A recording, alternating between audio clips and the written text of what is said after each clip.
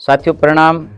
देश के बहुत ही जाने माने पत्रकार श्री हेमंत अत्री जी ने कल सोशल मीडिया के ऊपर एक पोस्ट की और उस पोस्ट में उन्होंने एक ऐतिहासिक दस्तावेज हम सब के सामने रखा और वो दस्तावेज था 1971 युद्ध और युद्ध के उपरांत दुनिया के सबसे बड़े सैन्य आत्मसमर्पण का।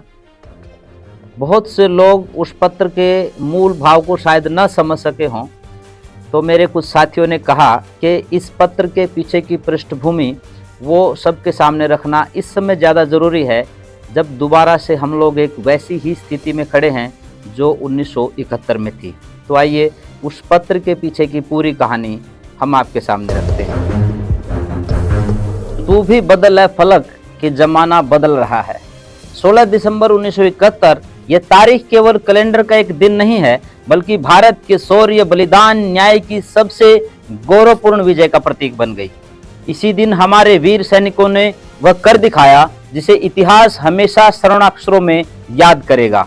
इस दिन ढाका के ऐतिहासिक रेसकोर्स मैदान में पाकिस्तान की पूर्वी कमान ने भारतीय सेना के समक्ष आत्मसमर्पण किया और वो भी पूरे 93,000 सैनिकों के साथ। यह मानव इतिहास का सबसे बड़ा सैन्य आत्मसमर्पण था। यह ऐतिहासिक क्षण का साक्षी बना वो इंस्ट्रूमेंट ऑफ सरेंडर जिसकी प्रति आज भी हम राष्ट्रभक्त की आंखों में गर्व और दिल में विश्वास जगा देती है। इस पर 2 हस्ताक्षर थे, एक भारत के वीर सपूत लेफ्टिनेंट जनरल जगजीत सिंह अरोड़ा के और दूसरा पाकिस्तानी जनरल ए.के. नियाजी के, जिन्होंने आत्मसमर्पण करते हुए लिखा, we agree to surrender all the armed forces in Bangladesh. अब सोचिए साथियों, क्या ये आत्मसमर्पण सिर्फ हथियारों का था? नहीं, ये एक विचारधारा की पराजय थी, ये अधिनायकवाद की हार थी, ये उस मानसिकता की पराजय थी जो ये मान बैठी थी कि निर्दोषों पर अत्याचार करके एक राष्ट्र को रौंदा जा सकता है। 1971 का युद्ध केवल भारत और पाकिस्तान के बीच नहीं था, यह युद्ध था मानवता बनाम अमानवीयता का, यह युद्ध था स्वतंत्रता बनाम दमन का, यह युद्ध था सत्य बनाम झूठ का। और अंत में सत्य की जीत हुई, न्याय की जीत हुई और भारत की जीत हुई।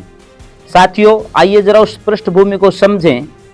पाकिस्तान की सेना ने बांग्लादेश में लाखों लोगों पर अमानवीय अत्याचार किए, बलात्कार, नरसंहार, जलते घर, चीखते बच्चे और सन्नाटा ओढ़े गांव। दुनिया ने मुंह मोड़ लिया, लेकिन भारत ने नहीं। भारत ने वही किया जो एक सच्चे पड़ोसी और जिम्मेदार राष्ट्र को करना चाहिए था।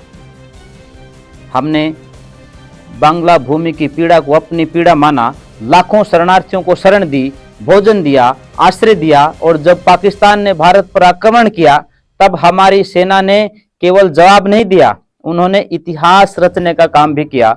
वो केवल युद्ध नहीं था, वो धर्म युद्ध था और उस धर्म युद्ध के अर्जुन थे हमारे सैनिक, उस धर्म युद्ध के कृष्ण थे हमारी रणनीति, हमारी नीति और हमारा संकल्प। उस युद्ध में बंदूकें बोली, लेकिन उनके पीछे आवाज थी, धर्मो रक्षति रक्षितः।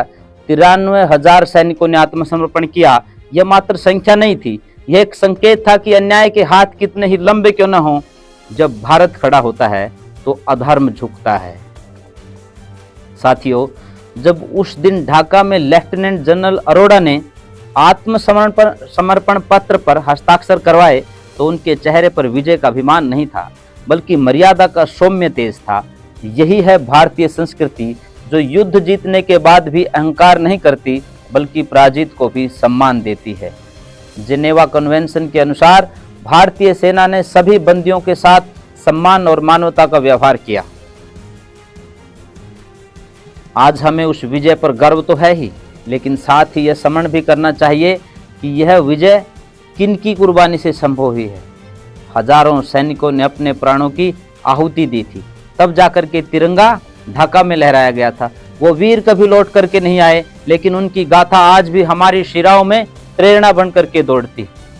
तो साथियों, हमें यह भी समझना होगा कि इतिहास केवल याद करने के लिए नहीं होता, उससे सीख लेनी होती है, उससे प्रेरणा लेनी होती है। आज जब दुनिया एक बार फिर अस्थिरता के दौर से गुजर रही है, आंतरिक विघटन, आतंकवाद, नफरत की राजनीति और बाहरी खतरे फिर से सर उठा रहे हैं, तो हमें 1971 की भावना को पुनर्जीवित करना होगा। वह भावना जिसमें राष्ट्र सर्वोपरि था, एकता सर्वोपरि थी और जन जन के लिए न्याय सर्वोपरि था। यदि हम फिर से वैसी ही एकजुटता, वैसा ही संकल्प और वैसी ही राष्ट्रभक्ति दिखा दें तो कोई भी ताकत भारत को झुका नहीं सकती है। अंत में उन सभी शहीदों को श्रद्धांजलि देता हूं जिन्होंने राष्ट्र की रक्षा में अपने प्राण न्यौछावर किए, और मैं आप सबसे एक वचन चाहता हूं कि हम उस भारत का निर्माण करेंगे जिसके लिए उन्होंने लड़ाई लड़ी, जिसके लिए उन्होंने बलिदान दिया, क्योंकि जब जब भारत के सपूत एकजुट हुए हैं, इतिहास ने करवट ली है। धन्यवाद। जय हिंद। नमस्ते।